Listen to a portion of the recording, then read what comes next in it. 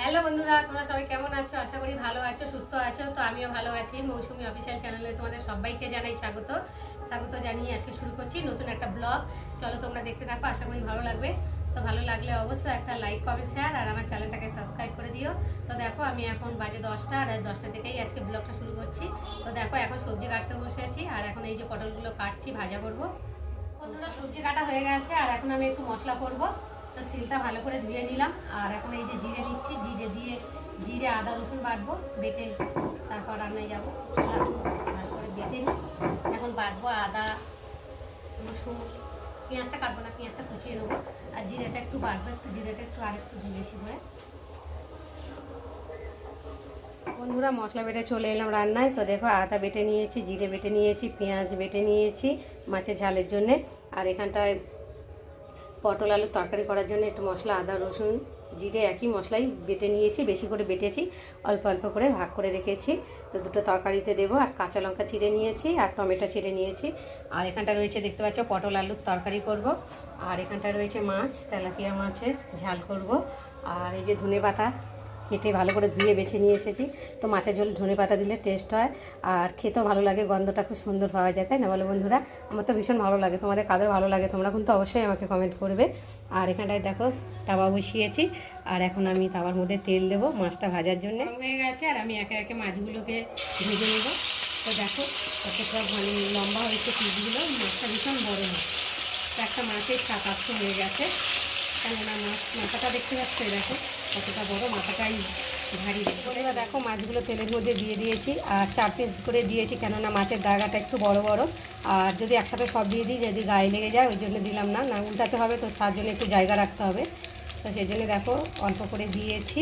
আর এখন এই যে মাথাটার লেজাটা আছে, এটা রয়েছে, যে মাথাটার লেজাটা আছে, একবার দিয়ে ভেজে মাছটা দিয়েছি, আর পেট উল্টাবো।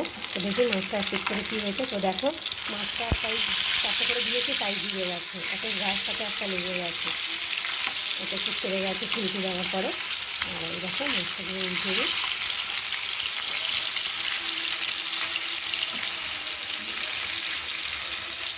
মাছ ভাজা হয়ে গেছে, আর আমি একে একে মাছগুলোকে তুলে নেব।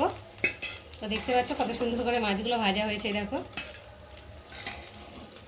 দাগাটা দেখো পুরো ইলিশ মাছের মতো লাগছে দাগাগুলো, দেখো।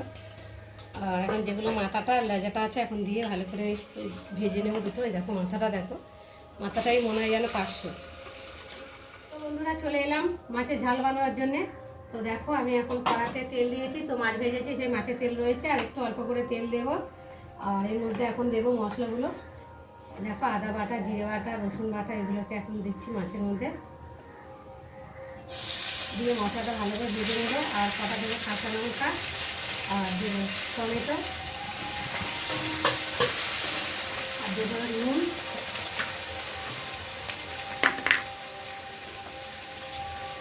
অল্প করে নুন দিলাম, কেননা মাছের নুনগুলো মাখিয়েছি, তো যদি বেশি হয়ে যায় পরে লাগলে আবার দেবো। আর এই হলুদ দিলাম, দিয়ে একটু ভালো করে মশলাটা ভেজে নেব।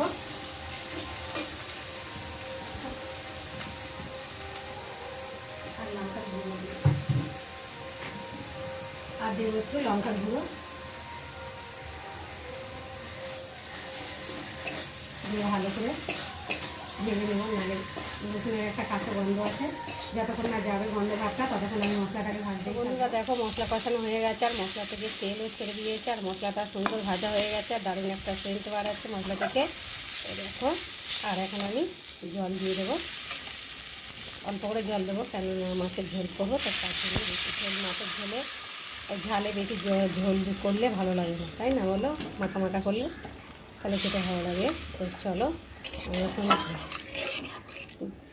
জল দিয়ে দিয়েছি, আর ঝোলটাকে আমরা দেখো 3 মিনিট পরে ঢাকাটা খুলবো। তো দেখতে পাচ্ছ ঝোলটা ভালোই ফুটে গেছে, আর এখন আমি এর মধ্যে ঝোলের মধ্যে মাছগুলো দিয়ে দেবো।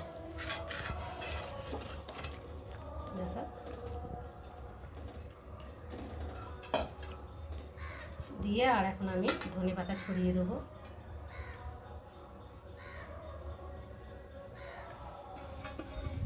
তো বন্ধুরা আমার মাছের ঝোল বানানো রেডি হয়ে গেছে, দেখতে পাচ্ছ, আর কালারটা কত সুন্দর হয়েছে, খেতে নিশ্চয়ই ভালো হবে। তো চলো এখন আমি তরকারিটাকে ঢেলে নিই।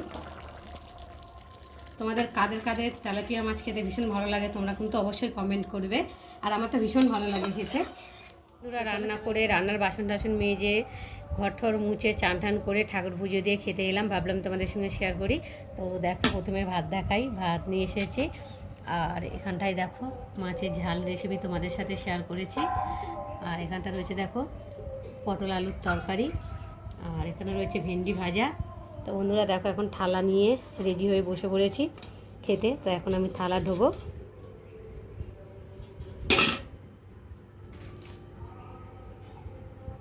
তো থালাটা ধুয়ে নিই।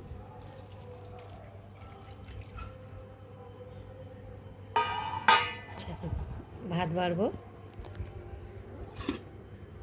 দেখো ভাতের মধ্যে হাতার মধ্যে কতটা জল পড়েছে ঘেমে, ওই জন্য হাতাটা আমি ভাতের মধ্যে রেখে দিই, কেননা ঘামটা টোপে টোপে পড়ে তো ভাতে পড়লে ভাত খারাপ হয়ে যাবে, তার জন্য হাতা রেখে দিই। তো ঘামটা পড়লে হাতা করে ফেলে দেওয়া যাবে, তাই না বলো। আর দুবেলা ভাত করে নিয়েছি, আবার রাতে রান্না করতে ইচ্ছা করে না, কি করব।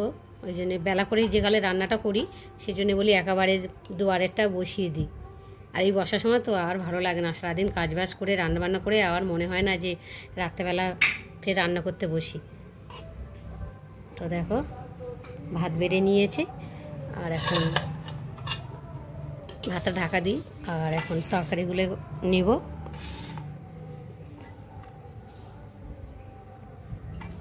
দেখো আর ভাতটাকে একটু ভালো করে সাজিয়ে নিই।